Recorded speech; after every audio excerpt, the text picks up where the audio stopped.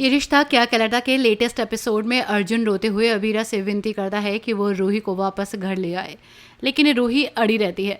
अरमान उस पर बचपने का आरोप लगाता है, जिस पर रूही उसे बचकाना कह देती है।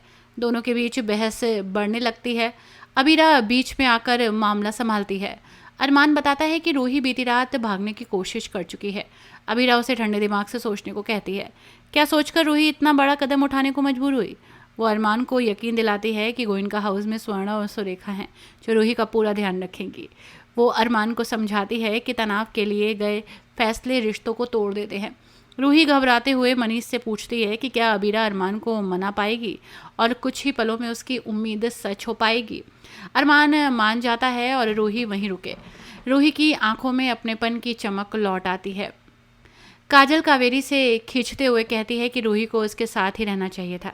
कावेरी दार्शनिक अंदाज में कहती है कि गर्भवती औरत की आवाज़ दुनिया में खो जाती है, उसे सिर्फ उसके माता पिता ही समझते हैं। संजय अरमान की सख्ती को रूही के जाने की वजह मानता है और हैरानी की बात यह है कि मनीषा भी उससे सहमत होती है। विद्या अरमान का बचाव करते हुए कहती है कि बीएसपी के खोने के बाद से वो डर में जी रहा है। उसका सख्त व्यवहार सिर्फ डर का मुखौटा है। अरमान और अबीरा मिलकर रूही का कमरा सजाते हैं। अरमान अब भी रूही को स्पॉइल्ड ब्रेड कहता है, लेकिन अबीरा उसे प्यार से समझाती है कि रूही बहुत कुछ सह चुकी है।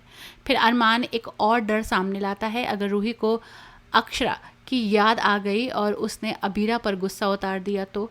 कमरे की सफाई के दौरान उन्हें अक्षरा की पुरानी डायरी मिलती है। उसमें छुपा सच उन्हें दिखला देता है।